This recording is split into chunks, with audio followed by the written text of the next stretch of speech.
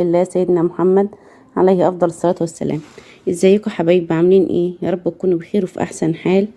النهارده هنعمل مع بعض الرمان بالمشروب الاحمر الحلو الجميل اللي انت شايفاه ده. تابع معايا الفيديو ان شاء الله هيعجبك.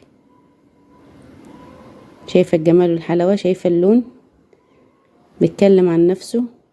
وهقولك ازاي تفرط الرمان بطريقه سهله جدا، تفتح الرمان بالطريقه الصحيحه.